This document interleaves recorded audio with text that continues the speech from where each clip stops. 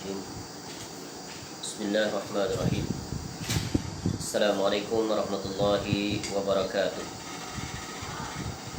إن الحمد لله نحمده ونستعينه ونستغفره ونعوذ بالله من شرور أنفسنا ومن سيئات أعمالنا من يهده الله فلا مضل له ومن يضلل فلا هادي له وأشهد أن لا إله إلا الله وحده لا شريك له وأشهد أن محمدا عبده ورسوله يا أيها الذين آمنوا اتقوا الله حق تقاته ولا تموتن إلا وأنتم مسلمون يا أيها الناس اتقوا ربكم الذي خلقكم من نفس واحدة وخلق منها زوجها وبث منهما رجالا كثيرا ونساء واتقوا الله الذي تساءلون به والأرحام إن الله كان عليكم رقيبا يا أيها الذين آمنوا اتقوا الله وقولوا قولا سديدا يصلح لكم أعمالكم ويغفر لكم ذنوبكم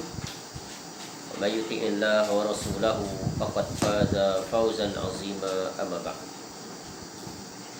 فإن أصدق الحديث كتاب الله وخير الهدي هدي محمد صلى الله عليه وسلم وشر الأمور محدثاتها وكل محدثة بدعة وكل بدعة ضلالة وكل ضلالة في النار اللهم إنا نسألك علما نافعا Ya Allah, kami memohon kepada Engkau ilmu yang bermanfaat, warizqan thayyibah dan rezeki yang baik, wa amalan mutaqabbala dan amal yang diterima. Alhamdulillah, kita bersyukur kepada Allah Subhanahu wa taala yang masih lagi memberikan kita peluang untuk kita sampai saat ini dan dapat kembali kita bertemu untuk menyambung kuliah kita dengan mengambil faedah daripada kitab yang bertajuk Amalan Sunnah Setahun Menurut Al-Quran dan As-Sunnah yang disusun, yang dikarang oleh Al-Ustaz Yazid bin Abdul Qadir Jawas Hafizahullah Ta'ala, yang memuatkan ilmu yang berkaitan dengan sunnah-sunnah Nabi SAW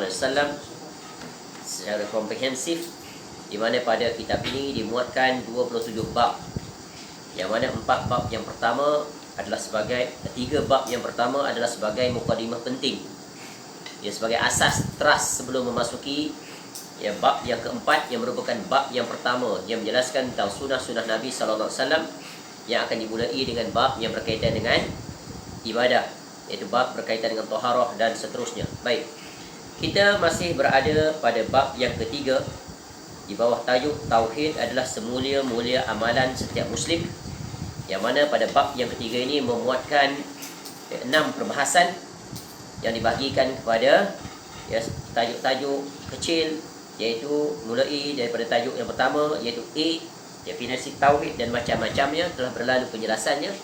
Kemudian B, hakikat Tauhid, manfaat, kesempurnaan dan keagungan kalimatnya.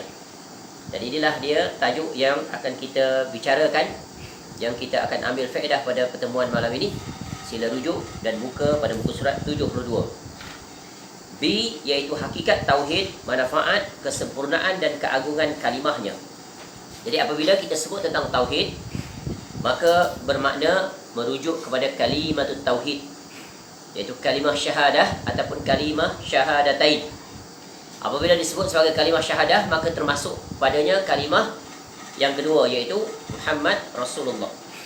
Apabila disebut sebagai kalimah syahadah, maka apabila disebut sebagai kalimah syahadatain, maka termasuk padanya secara sempurna, iaitu ikrar pada rukun Islam yang pertama, asyhadu an la ilaha illallah wa asyhadu anna Muhammadan abduhu wa rasuluh. Baik, berkata Al-Ustaz Hafizahullah Ta'ala, hakikat seorang Muslim yang bertauhid kepada Allah Ta'ala adalah hendaknya dia mengetahui dan meyakini bahawa setiap perkara itu datangnya dari Allah Azza wa Jalla. Ini adalah prinsip tauhid, iaitu mestilah didasari dengan 2 perkara, iaitu mengetahui dan meyakini, iaitu dimulai dengan ilmu dan keyakinan bahawa setiap perkara itu datangnya dari Allah Azza wa Jalla. Apa saja yang berlaku, semuanya adalah dari Allah Ta'ala. Tidak ada sesuatu pun berlaku secara kebetulan. Semuanya adalah di bawah ketentuan. ataupun kita panggil takdir Allah Ta'ala. Semua yang telah terjadi di langit dan di bumi, dan apa-apa yang terjadi di antara keduanya, semuanya berjalan menurut kehendak Allah Tabaraka wa Ta'ala. Seorang Muslim harus memandang terhadap sesuatu kebaikan dan kejahatan, kemanfaatan dan kemudaratan, tidak lain semata-mata datangnya dari Allah Ta'ala. Ini kita panggil apa? Ini semuanya adalah ketentuan takdir Allah Ta'ala. Kerana apa? Ya, dari jurusan Tauhid Ar-Rububiyah, kita telah mempelajari tentang beberapa perkara penting. Allah, dia adalah Ar-Rabb, dia adalah Al-Khaliq, yang maha mencipta. Dia adalah Al-Malik, dia memiliki ciptaannya. Dan dia adalah Al-Mudabbir, dan dia yang mengatur ciptaan yang dia ciptakan. Dan segala yang berlaku seluruhnya adalah di bawah kekuasaan dan kehendak Allah Ta'ala. Kerana dia adalah pemilik mutlak alam ciptaannya, termasuklah kita manusia. Oleh kerana itu, hendaklah ia beribadah kepada Allah dengan ibadah yang total, serta ia tidak mempersekutukan Allah dengan sesuatu pun apapun. Jadi penjelasan yang pertama menjelaskan tentang mengingati kembali apa yang telah kita pelajari pada bahagian A, iaitu mengesakan Allah Ta'ala dari jurusan iaitu Ar-Rububiyah Allah Ta'ala. Dan kemudian tidak cukup berpada dengan Tauhid Ar-Rububiyah, mengakui bahawa Allah Ta'ala dari sisi-sisi tadi, tetapi kepuncak yang wajib iaitu menjadikan Allah Ta'ala sebagai Rabb yang diibadahi. Itulah dia yang kita namakan sebagai mengesakan Allah Ta'ala dari sisi Al-Uluhiyah, yang berasal daripada perkataan Al-Ilah, yang bermakna Al-Ma'luh ataupun Al-Ma'bud, yang diibadahi. Seorang Muslim yang bertauhid kepada Allah Ta'ala dengan benar akan mendapat manfaat yang besar. Apa manfaat apabila seseorang itu bertauhid dengan benar kepada Allah Ta'ala? Ia akan sentiasa bertawakal hanya kepada Allah Ta'ala, kerana dia tahu Allah Ta'ala itu tempat di mana dia bermohon, tempat di mana dia meminta, tempat di mana dia bersandar, bergantung, berserah. Dan tidak mengadu kepada manusia, tidak mencaci manusia, selalu redha dan cinta kepada Allah, serta menerima hukum-hukumnya dengan sepenuh hati. Jadi ini adalah buah daripada tauhid yang benar. Kerana segala yang berlaku itu semuanya adalah di bawah aturan dan kehendak Allah. Segalanya berjalan sesuai dengan sunnatullah, iaitu hukum-hukum yang telah Allah tetapkan di alam kehidupan ini. Sebagaimana yang telah kita ketahui tentang beriman kepada takdir Allah, iaitu kita beriman dari 4 perkara pokok. Apa dia? Yang pertama iaitu Allah, dari jurusan takdir yang pertama ilmu. Allah mengetahui segala ciptaannya, segala apa yang telah berlaku, sedang berlaku dan akan berlaku. Apa yang akan berlaku, apa yang tidak akan berlaku, semuanya di bawah ilmu Allah Ta'ala. Kemudian yang keduanya adalah iaitu Al-Khaliq. Allah Ta'ala yang menciptakan segala apa yang berlaku dan yang tidak berlaku, semua itu adalah ciptaan Allah. Yang ketiga adalah Al-Masyiah, kehendak Allah. Allah berkehendak, dia menentukan sesuatu itu berlaku atau tidak berlaku. Datangnya manfaat, datangnya mudarat, kenikmatan, musibah dan sebagainya, itu semua di bawah kehendak Allah Ta'ala. Dan yang terakhir yang sebelum tu, setelah al-ilmu, yang kedua al-kitabah, yang ketiga penciptaan, yang keempat barulah al-masyiah. Jadi ada 4. Ini yang berkaitan dengan takdir kepada Allah. Jadi setelah kita mengetahui segala apa yang berlaku semuanya ditakdirkan oleh Allah, maka sebagai seorang hamba, kita redha dengan segala apa yang berlaku. Apa yang telah berlaku, apa yang sedang berlaku dan apa yang akan berlaku, semuanya kita redha. Sebab itu telah kita jelaskan hal yang berkaitan dengan kesabaran. Sabar itu datang daripada 3 jurusan.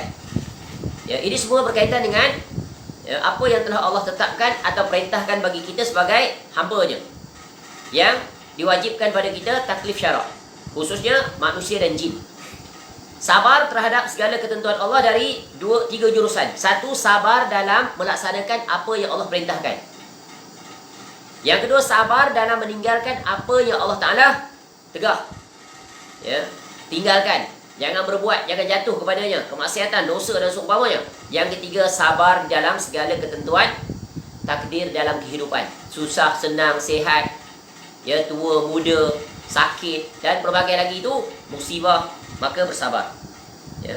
Jadi ini adalah daripada buah tauhid yang benar. Maka kesimpulan keseluruhannya, apa saja yang kita lalui semuanya kita setelah berusaha dan melakukannya, maka kita berserah diri, bersandar, berharap, jadi bertawakal kepada Allah.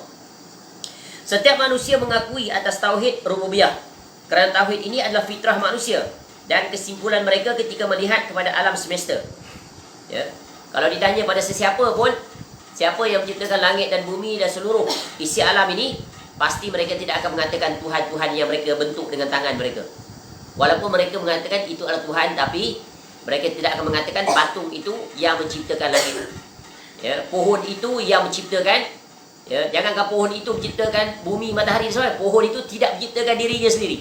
Pohon itu sendiri tidak menciptakan pohon itu sendiri. Ya. Tetapi manusia apabila telah disesatkan oleh syaitan, maka mereka keluar daripada garis fitrah mereka yang sihat. Ya. Akan tetapi pengakuan atas tauhid rububiyah saja tidaklah cukup sebagai bentuk beriman kepada Allah yang dapat menyelamatkan dari azabnya. Tidak cukup mengakui, contoh, ya, tentang kalimah la ilaha illallah, tak cukup mengatakan tidak ada Tuhan melainkan Allah, tak cukup. Kerana apa? Orang-orang kafir pun mengatakan demikian. Ya, tidak ada Tuhan melainkan Allah. Mereka juga mengakui bab ini. Tapi yang diselisihi adalah yaitu makna yang benar dari kalimah la ilaha illallah, iaitu la ma'buda bihaqqin illallah. Tidak ada Rabb yang berhak diibadahi, tidak ada ilah yang berhak diibadahi melainkan Allah. Ya, sebab orang-orang kafir mengambil sekutu-sekutu di samping Allah, atau mereka menggantikan Allah Ta'ala sebagai Rabb yang hak, yang berhak untuk diibadahi dengan mengambil sekutu-sekutu yang mereka cipta dengan hawa nafsu mereka. Ya, sebagaimana yang kita lihat dari dulu sampai pada hari ini. Ya. Jadi mereka sebenarnya mengakui bahawa Allah Ta'ala itu adalah Rabb yang sebenar, tetapi disebabkan oleh tipu daya syaitan, mereka mengambil makhluk sebagai pengganti kepada Allah Ta'ala. Kenapa? Kerana syaitan telah melakukan tipu daya je dan berjaya dengan jayanya. Itu syaitan. Iblis beserta orang-orang musyrik pun telah mengakui tauhid ini. Ya, Iblis pun mengakui, bahkan dia sangat kenal Allah Ta'ala. Betul kan? Ketika Allah berfirman pada Iblis, kenapa kamu tak nak sujud pada Adam yang aku jadikan daripada kedua tangan aku? Ya, sebab apa dia tak nak? Sebab dia kata aku ini dibuat daripada api, itu daripada tanah. Dia mengakui, dia tak menolak bahawa Allah Ta'ala yang menciptakan Adam. Sebab apa? Allah Ta'ala itu yang menciptakan dia. Tapi kejahatannya, hasad, sombong, takbur, maka akhirnya menyesatkan dia, membinasakan dirinya.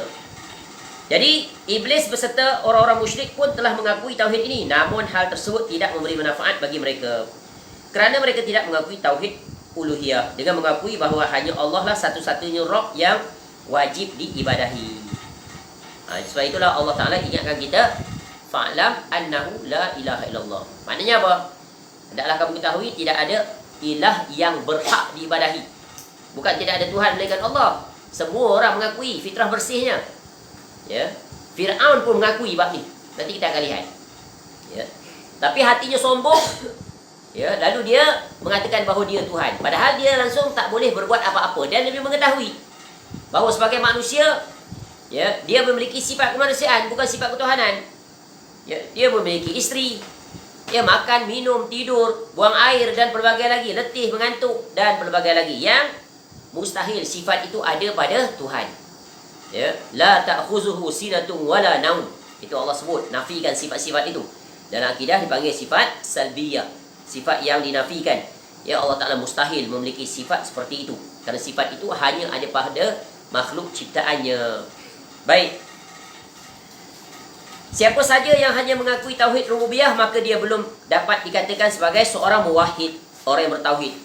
Bahkan belum juga dikatakan sebagai seorang muslim, yakni orang yang berserah diri kepada Allah.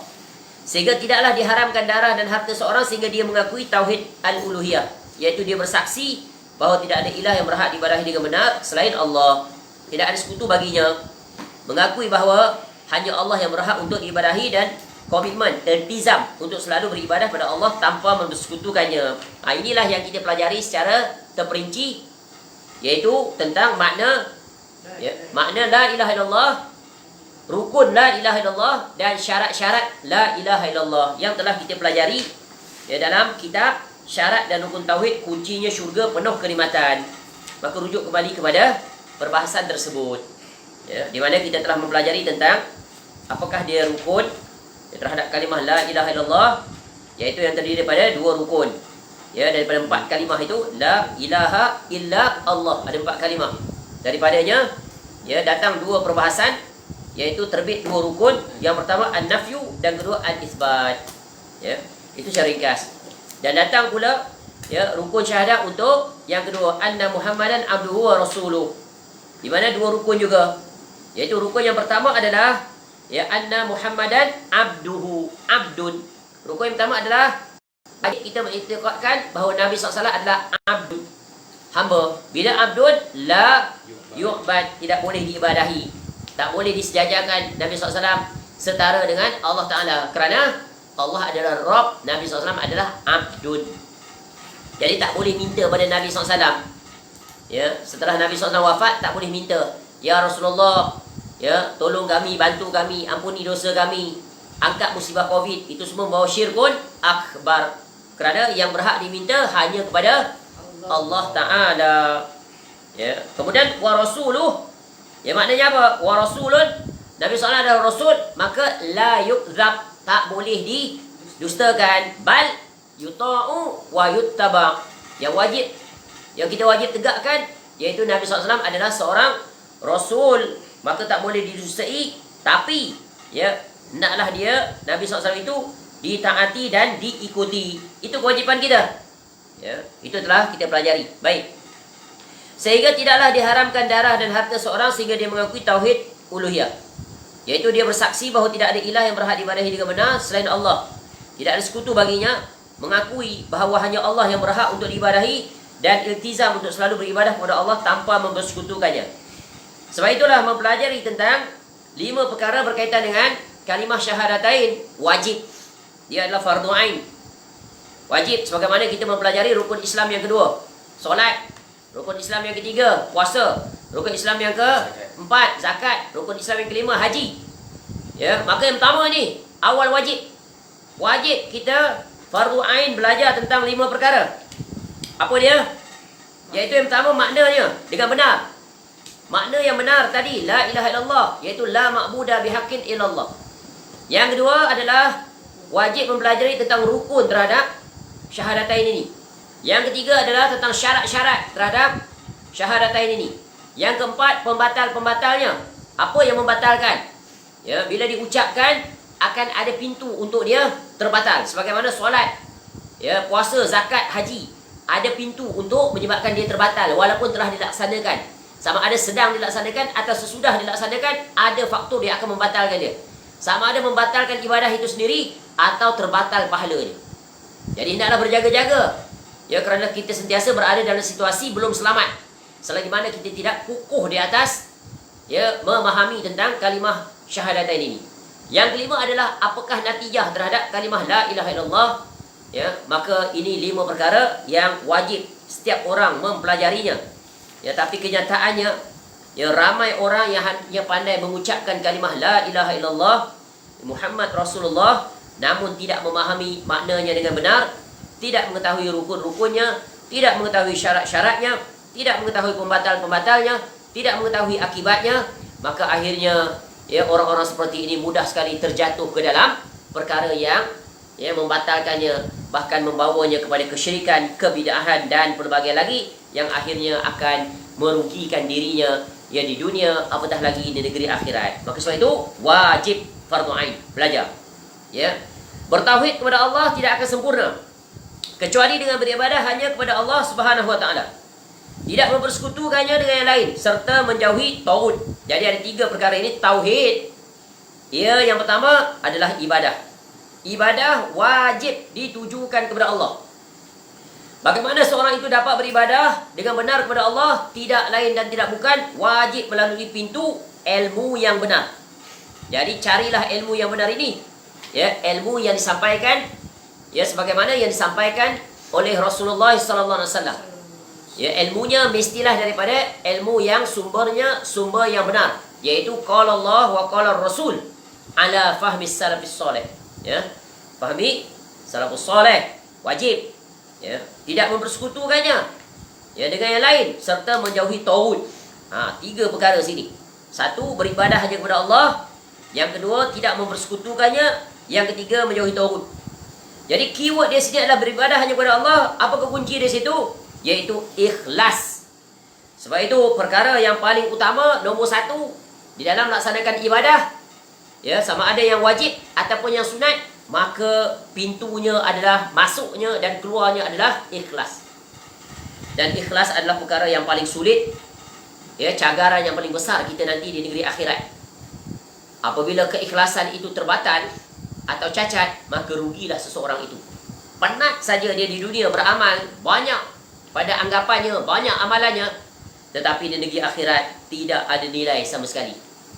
Sebab itu di antara perkara yang paling merugikan manusia nanti ketika berdiri di hadapan Allah, yaitu amalannya, ya, tidak ikhlas.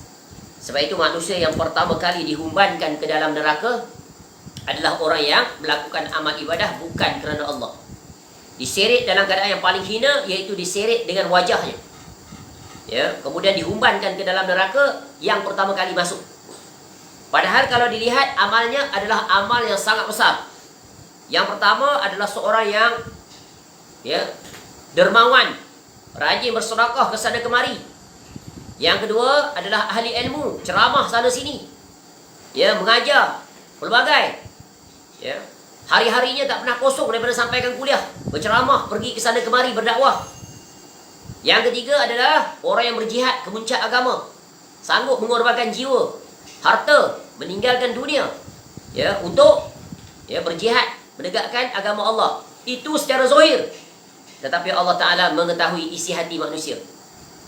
Apa yang kamu sembunyikan di dunia, manusia memandang kamu, Masya Allah, ya, orang yang betul-betul menegakkan agama, betul-betul melaksanakan perintah Allah.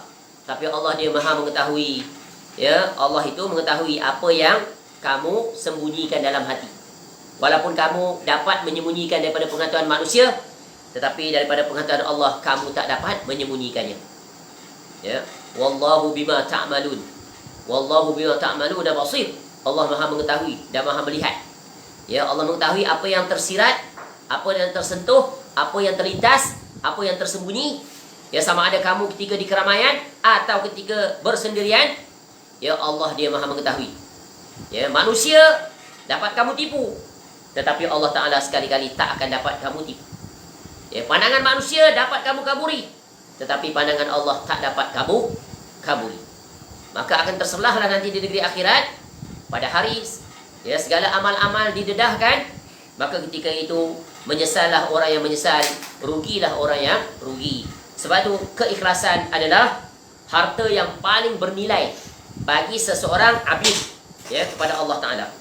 Sebab itu para ulama kita mengingatkan bab yang satu ini. Begitu juga Allah Ta'ala mengingatkan kita, wa ma umiru illa liya'budullah mukhlishina lahuddin. Ya. Dan tidaklah kita ini diperintahkan untuk apa? Ya, mukhlisin, ya, mengikhlaskan amal ibadah. Ni agama ni kena ikhlas kerana Allah Ta'ala. Sebab tu di antara ciri, tanda-tanda yang disebut oleh para ulama keikhlasan ini adalah, iaitu mereka melaksanakan amal ibadah bukan untuk dipamerkan, bukan untuk dipublicitikan, bukan untuk dipromosikan, bukan untuk ditunjuk-tunjuk. Apatah lagi di zaman sekarang, zaman yang sangat besar potensi untuk membinasakan amal di zaman sekarang. Ya, cuba lihat perkataan para ulama dulu bagaimana mereka begitu merahsiakan dan menyembunyikan amal-amal mereka. Ya, contoh Rabi' bin Qusaim rahimahullah berkata, kullu ma la yubtagha bihi wajhullahi azza wa jal yatmahillu.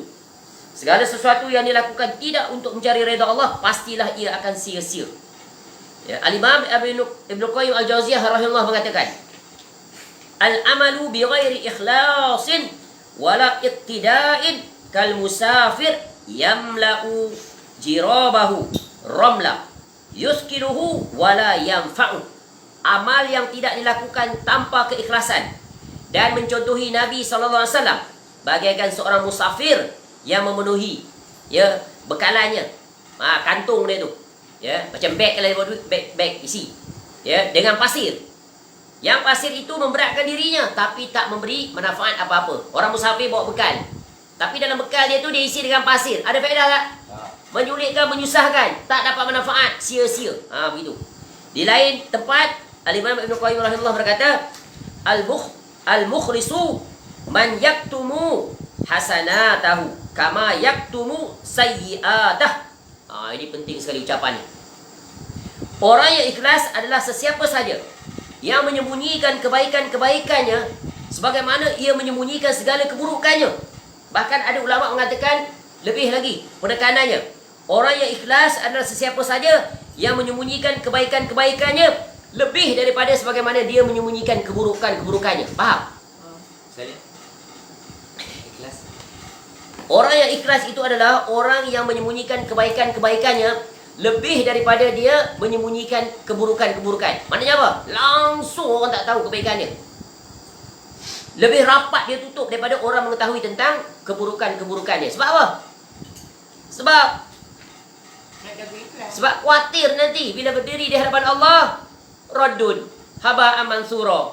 Tadi 3 kelompok tu. Sebab itu berkata Abdullah Al-Mubarak rahimahullah tentang kaedah ikhlas ini. Niat.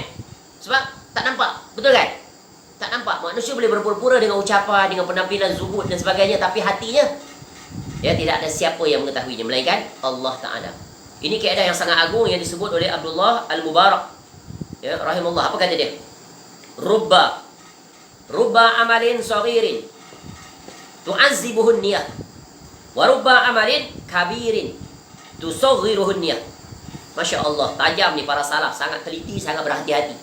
Maka keluarlah perkataan yang berhikmah untuk diri mereka agar jangan terjatuh ke dalamnya. Ya. Berapa banyak amalan yang kecil menjadi besar di sisi Allah. Ya. Kerana niat. Dan betapa banyak amalan yang besar menjadi kecil di sisi Allah kerana niat. Boleh faham? Contoh penerapan. Betapa banyak amal yang kecil menjadi besar di sisi Allah kerana niat. Seperti seorang wanita pelacur itu. Tengok anjing kehausan, ya, masuk dalam perigi, guna sendal, cedok air bagi minum. Besar ke kecil amalan dia? Kecil. Kecil sangat. Sebab apa? Bagi minum anjing, bukan bagi minum manusia. Kalau bagi minum manusia boleh kira besar. Sebab itu Allah ampunkan dosa-dosanya. Ini profession dia pelacur. Bayangkan. Ya, sebab apa? Niat ikhlas kerana Allah. Ya, menyantuni.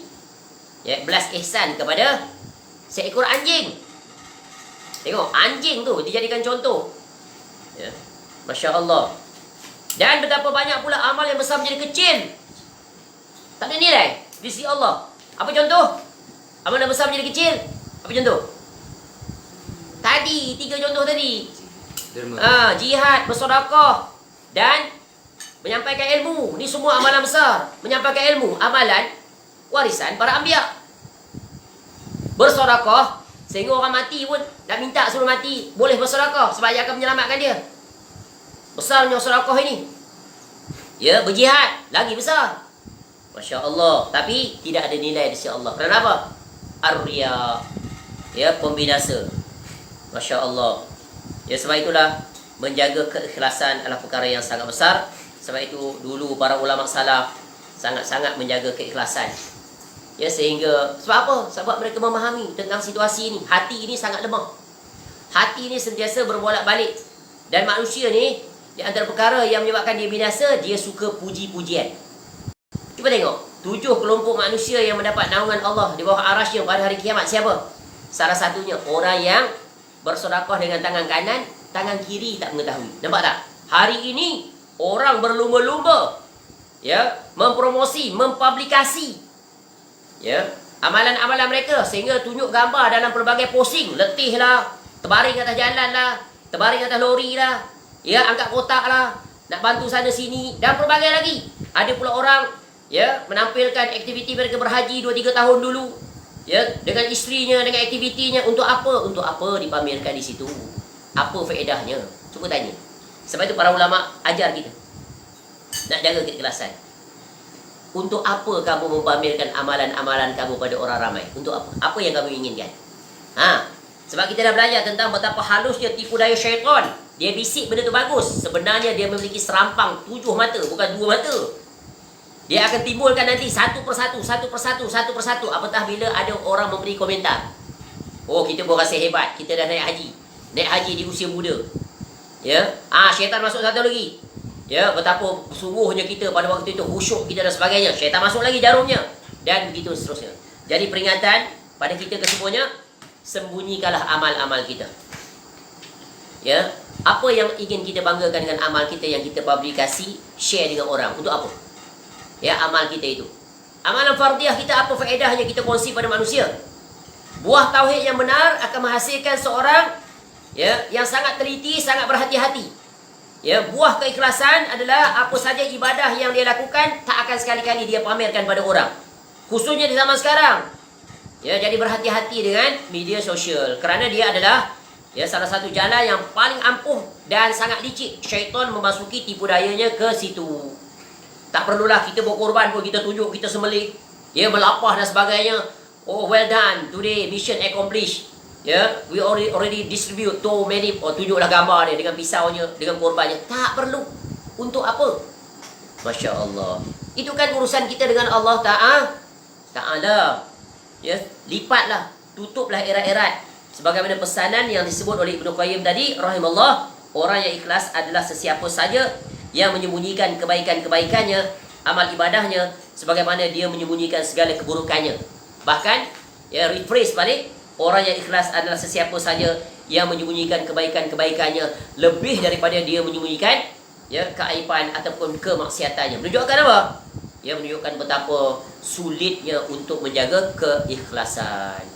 Apatah lagi di zaman sekarang. Berhati-hatilah. Semoga Allah menjaga keikhlasan kita. Dan sebab itulah makin kukuh tauhid seseorang, maka makin berkilauanlah keikhlasan yang ada padanya. Soalan mudah untuk menjaga keikhlasan. Kita tanya, apa guna kita mempamerkan amal ibadah kita untuk dilihat dan dibaca oleh orang? Untuk apa? Amalan kita, solat pun nak pamer pada orang, berkorban pun nak pamer pada orang, berselfie ketika menunaikan haji pun nak dipamerkan pada orang. Untuk apa? Bukankah itu membuka pintu-pintu untuk syaitan menjalankan kejahatannya kepada manusia? Waliyazubillah. Baik. Sebagaimana firman Allah Ta'ala, walaqad ba'atsna fi kulli ummatin rasulan an ya'budullah wajtanibut taghut. Dan sungguh kami telah mengutus seorang rasul untuk setiap umat untuk menyerukan sembahlah Allah dan jauhilah taghut. Surah An-Nahl ayat yang ke-36. Taghut adalah segala sesuatu iaitu perbuatan seorang hamba yang melanggar batas-batas syar'i, baik menyangkut sesuatu yang disembah seperti menyembah patung, atau orang yang diikuti seperti tukang sihir dan ulama usuk, ulama jahat. Jadi ulama yang tidak berjalan di atas ajaran agama yang benar. Tidak benar, menyembunyikan kebenaran atau menyelewengkan agama yang hak, mempertahankan kebatilan atau menyembunyikan ilmu. Tidak menyampaikan kebenaran. Itu ulama yang berjalan di atas jalan selain jalannya Nabi SAW. Atau seseorang yang ditaati seperti penguasa, pemerintah, dan pejabat yang menyimpang dari ketaatan kepada Allah. Pemimpin pemerintah yang melakukan kemaksiatan kepada Allah, melanggar aturan-aturan Allah, kemudian ditaati segala perintahnya. Maka ini semuanya adalah taghut. Jadi kesimpulannya, taghut itu ada banyak jenisnya. Adapun pemimpinnya yang paling utama, taghut itu keluar daripada 5 jurusan. Yang pertama, ranking nombor 1, iaitu iblis, syaitan. Itulah taghut pemuka nombor 1, ketua dia. Semoga Allah Ta'ala melindungi kita dari godaan dan tipu dayanya. Sebab itu wajib mempelajari tentang siapa? Tentang syaitan. Biografinya wajib belajar. Sebagaimana wajibnya belajar kita tentang malaikat. Beriman kepada malaikat supaya kita selamat. Beriman tentang syaitan itu juga adalah makhluk Allah, itu juga adalah wajib. Barang siapa yang menafikan syaitan itu adalah makhluk ciptaan Allah, maka dia kafir. Boleh faham? Allah jadikan syaitan sebagai ujian keimanan seseorang. Jadi iblis, dia adalah pemimpin nombor 1. Maka wajib mengenali wajahnya, tahu biografinya, biodatanya secara detail, tipu dayanya, jalan-jalan. Supaya apa? Supaya kita tidak dibinasakan oleh tipu dayanya. Apatah lagi di zaman sekarang, iblis banyak sekali jurus-jurusnya. Terlalu banyak. Berhimpun seluruh jurus-jurus ditambah dengan jurus-jurus baru. Jurusnya yang paling ampuh, media sosial. Para wanita. Ya. Tu, kenikmatan dunia. Tidak fikir lagi halal dan haram. Semuanya ya dilanggari. Ya, Masya Allah. Maka teliti dan berhati-hati. Yang kedua, orang yang disembah sedang direla dengan hal itu.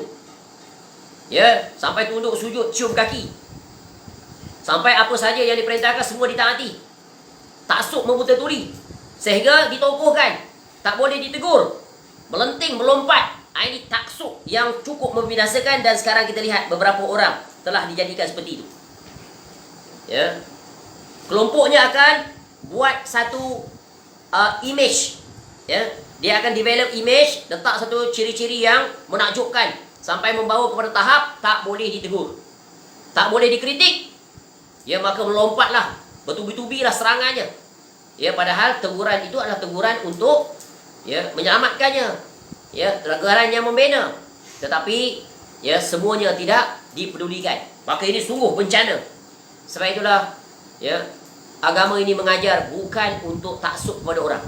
Bukan taksub pada pemimpin, organisasi, NGO, yayasan, partai dan sebagainya. Kerana itu semua adalah bentuk-bentuk tauhid yang akan membinasakan. Bahkan ada di antara mereka itu mendoktrin ahli-ahlinya. Sami'na wa ata'na, apa saja, walaupun secara zahir dilihat kepada ketuanya, tokohnya itu menyimpang, tapi dia ajar bahawa itu apa yang kamu nampak secara syariat, tapi hakikatnya adalah berbeza. Ya, dalam sufi-sufi yang sesat tu tengok Tok Guru minum arak. Kamu nampak arak, tapi secara hakikatnya itu adalah ya air yang suci.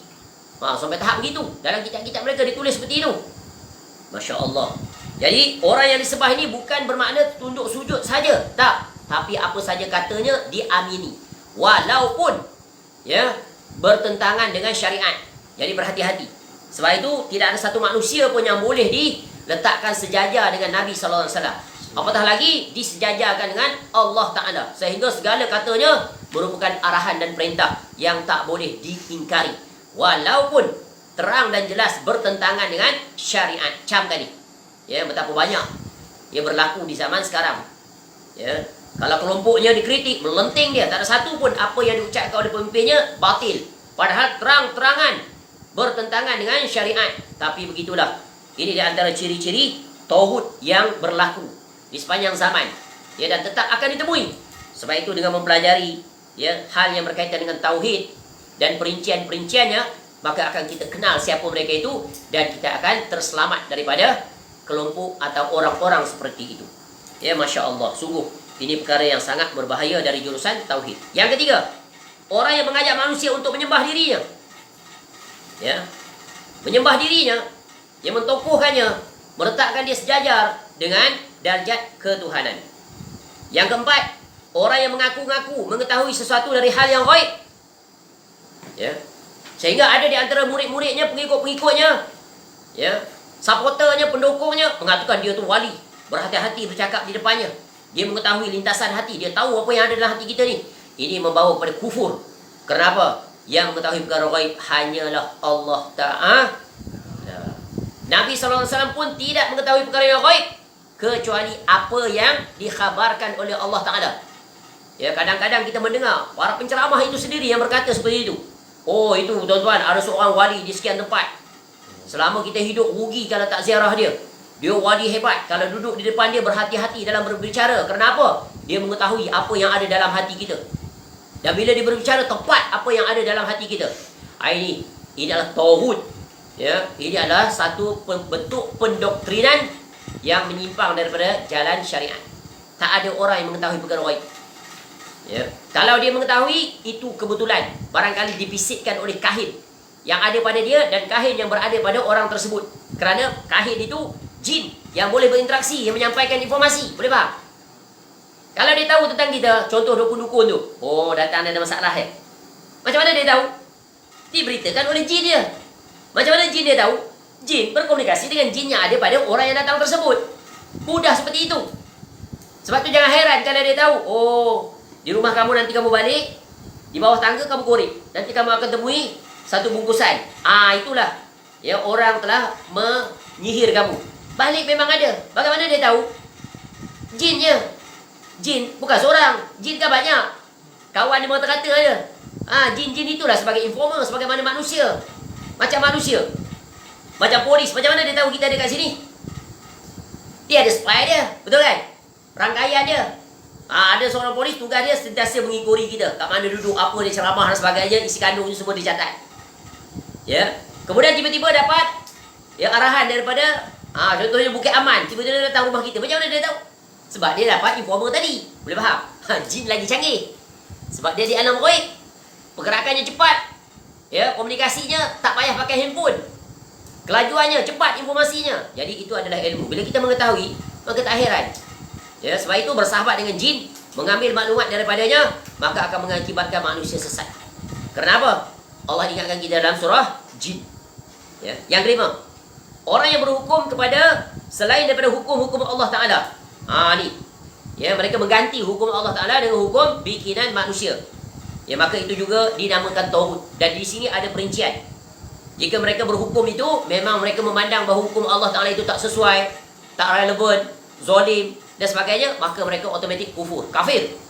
Kenapa? Mereka memiliki i'tiqad yang menyanggahi apa yang Allah Ta'ala telah tetapkan. Dan ini, jika dia tidak berhukum disebabkan dengan alasan-alasan tertentu, bukan dia ingkar, maka dia tetap berdosa besar. Ya, masuk dalam kategori berdosa besar. Tapi kesimpulannya, orang yang berhukum kepada selain hukum Allah, maka dia adalah taghut. Dan jangan kita ingat, berhukum selain daripada hukum Allah Ta'ala ini hanya jatuh kepada para pemerintah, pemimpin negara. Bukan, kita pun masuk. Kalau kita sebagai kedua ibu bapa tidak menegakkan hukum agama dalam rumah tangga, apa hukumnya yang pertama? Iaitu tidak mengajari anak-anak tentang kewajipannya, tentang ilmu tauhid, tentang fardu ain, ya, tentang bab taharah, berwudu, solat. Maknanya kita tidak menegakkan salah satu daripada perintah Allah. Maka kita juga termasuk dalam taghut jika tidak melaksanakan tugas ini. Banyak orang dia nampak bab tak berhukum ni nampak pada pemerintah. Dari jurusan hukum syariat, hudud, takzir, qisas, ya, diat. Dia nampaknya itu. Dia lupa bahawa dia tu sendiri, ya, sebagai seorang ketua keluarga. Allah ingatkan, ya ayyuhalladzina amanu qu anfusakum wa ahlikum nara. Tu Allah ingatkan, kalau kamu tak tegak hukum yang satu ni, kamu akan dihumban ke dalam neraka. Apa dia? Iaitu jaga diri ahli keluarga kamu, tegakkan hukum itu. Apa dia hukumnya? Ilmu wajib disampaikan. Ya, ilmu dan tarbiyah, ilmu dan perlaksanaan. Ini yang banyak ibu bapa abaikan. Ya, yang mereka sibuk dengan urusan pemerintahan. Dalam rumah tangga mereka tak menegakkan pemerintahan rumah tangga. Ya. Padahal itu adalah kewajipan mereka menegakkan hukum dalam rumah tangga, iaitu menegakkan amar makruf nahi mungkar. Ya, ini tak, anak tak solat, dia biarkan. Anak bermaksiat, dia biarkan. Ya, semuanya dia biarkan. Dan dia beranggapan dia akan masuk syurga dengan jalan itu. Ya, mustahil. Kenapa? Tidak berjalan di atas aturan, ajaran dan hukum Allah Ta'ala. Camkan ni, ingatkan perkara yang sangat besar. Sebab tu Allah ingatkan kita tadi. Qu anfusakum wa ahlikum nara. Ya, sebagaimana yang pernah kita sebut, maknanya apa? Alimu anfusakum al-khair wa addibukum. Ajari ahli keluarga kamu al-khair. Apa makna al-khair? Ad-din. Apa makna ad-din? Dinul Islam. Ya. Kemudian adab-adab, akhlak, muamalah dan pelbagai lagi hal-hal yang berkaitan dengan, ya, pokok-pokok agama. Baik, berkata, ya, penyusun kitab ini hafizahullah taala, kalimah tauhid memiliki kedudukan yang sangat agung. Hal ini sebagaimana hadis yang diriwayatkan daripada Abdullah bin Amru radhiyallahu anhuma dari Nabi sallallahu alaihi wasallam, bahwasanya Nabi Nuh alaihi salam sebelum wafat, beliau berkata kepada anaknya, aku perintahkan dirimu dengan la ilaha illallah, yakni tidak ada ilah yang berhak diibadahi dengan benar selain Allah. Kerana apabila 7 lapis langit dan bumi diletakkan pada satu daun timbangan, dan la ilaha illallah diletakkan pada daun timbangan yang lain, maka kalimah la ilaha illallah lebih berat daripadanya. Dan seandainya 7 lapis langit dan bumi sebagai sebuah lingkaran yang sangat kuat, niscaya la ilaha illallah akan dapat memecahkannya. Ini menunjukkan betapa besarnya untuk kita menegakkan hak-hak kalimatut tauhid.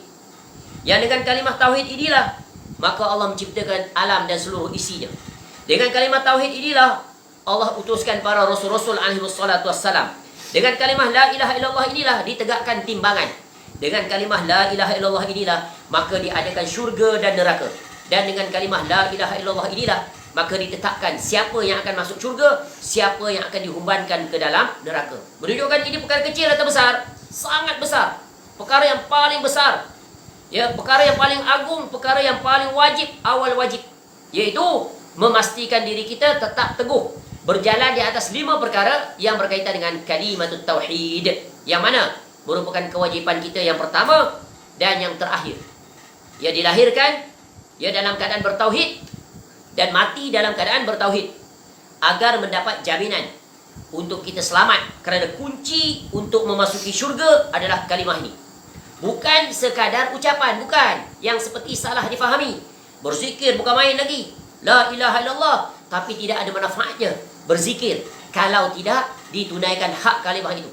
Seperti mana kita membaca Al-Quranul Karim, ya, tidak sempurna, belum memadai, hanya membaca, ya, tetapi tidak memahaminya, tetapi tidak melaksanakannya, tetapi tidak, ya, menyampaikannya.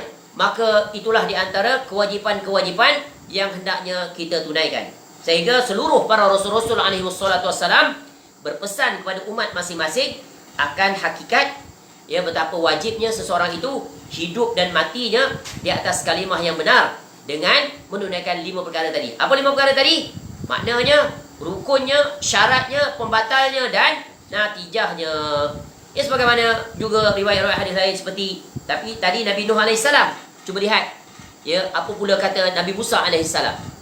Sebagaimana yang diriwayatkan oleh Abu Sa'id Al-Khudri radhiyallahu an, Nabi sallallahu alaihi wasallam bersabda, qala Musa ya Rabbi, 'allimni syai'an adhkuruka wa ad'uka bih.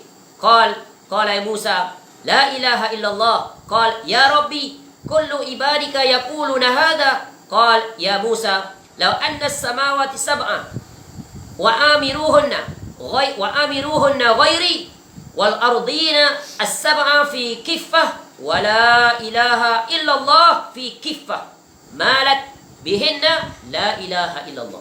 Sungguh menakjubkan hadis ini. Nabi Musa AS berkata, ya Rabbku, ajarkanlah kepadaku sesuatu untuk mengingatimu dan berdoa kepadamu. Tengok, Nabi Musa AS pun mohon ilmu, bimbingan daripada Allah Ta'ala. Bagaimana nak, ya, mengingati Allah dan berdoa. Menunjukkan dua ini adalah ibadah yang sangat agung. Tidak boleh dilaksanakan mengikut akal kita, tapi mesti mengikut aturan Allah Ta'ala. Lalu Allah Ta'ala berfirman, ya, ucapkanlah wahai Musa, la ilaha illallah. Nabi Musa AS berkata, ya Rabb, semua hamba-Mu mengucapkan itu.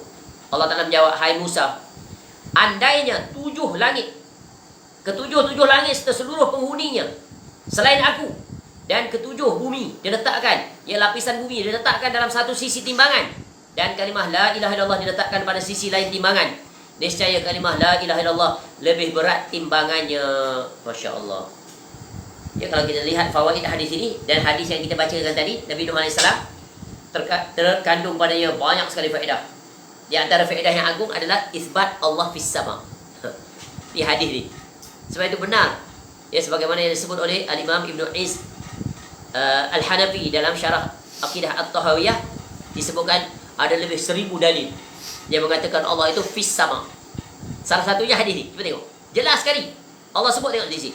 Ya. Ya Musa, law anna as-samawati sab'a wa amiruhunna ghairi. Tu ghairi, nampak? Ya, tapi bila disebut tentang bumi, wal ardina sab'a fi kiffah, tak ada ghairi. Boleh faham? Syakir? Boleh faham tak kalimah tu? Ya, dalil yang terang dan jelas. Ya, wahai Musa, seandainya 7 langit serta seluruh penghuninya selain aku, bermakna apa? Allah di mana? Langit. Kalau Allah tak di langit, tak dikata selain aku, betul kan? Tapi bila sebut bumi dan ketujuh bumi diletakkan dalam satu timbangan, tak kata ghairi, kecuali aku. Maknanya Allah mana? Fis sama. Masya Allah. Terang, wadih. Wadih sekali hadis ni. Ya. Ayat Quran tu saya kira lah banyak, hadis banyak lagi. Nampak? Menunjukkan betapa keutamaan kalimatut tauhid. Maka hendaklah kita, ya, berjalan di atas tauhid yang benar. Kerana tauhid yang menyelamatkan kita nanti di negeri akhirat. Akan datang nanti, iaitu keutamaan bertauhid kepada Allah Azza wa Jal, bahagian C. Jadi selesai sudah Bahagian B tentang hakikat tauhid, manfaat, kesempurnaan dan keagungan kalimahnya secara ringkas. Adapun perinciannya boleh dipelajari di kitab-kitab lain yang memperincikannya. Semoga Allah Ta'ala menjadikan kita orang yang benar-benar faham, jelas tentang 4 perkara tadi, iaitu hakikat, manfaat, kesempurnaan dan keagungan. Barang siapa yang mengilmuinya, maka sungguh dia telah memiliki keutamaan, kebaikan yang tak terhitung banyaknya. Sebab itu mempelajari ilmu syar'i, khususnya yang berkaitan dengan ilmu tauhid adalah awal wajib, akhir wajib. Dan dalam perjalanannya wajib sepanjang usianya. Sebab itu belajar akidah bukan sekali seumur hidup. Tak. Selesai satu kitab, belajar satu kitab lain. Belajar kitab lain. Walaupun diulang-ulang. Kerana apa? Tauhid itu wajib diulang-ulang. Wajib diingatkan. Apatah lagi kita hidup di zaman sekarang, di mana pelbagai syubhat, pelbagai hal-hal yang berkaitan perkara-perkara yang boleh membatalkan, boleh mencacatkan tauhid kepada Allah Ta'ala, iaitu datang dari pelbagai jurusan, khususnya 2 jurusan, iaitu fitnah syubhat dan fitnah syahwat. Semoga Allah menjaga kita agar sentiasa berada di atas tauhid yang benar, iaitu tauhid sebagaimana yang telah diajarkan oleh Nabi sallallahu alaihi wasallam kepada para sahabat mengajarkan kepada generasi seterusnya sampai kepada kita. Maka berjalanlah di atas tauhid ini. Sebab itu kewajipan kita adalah sentiasa melazimi, mempelajari hal yang berkaitan dengan tauhid. Tauhid yang bagaimana? Iaitu tauhid yang didatangkan daripada qala Allah wa qala Rasul, tidak selainnya. Maka berjalanlah di atas tauhid ini. Maka tauhid inilah yang akan menyelamatkan kita nanti apabila kita berdiri di hadapan Allah Ta'ala. Sebagaimana penutup daripada suratul Kahfi, ayat yang ke-140, faman kana yarju liqa'a rabbih falyamal amalan salihah wa la yusyrik bi ibadati rabbih ahad.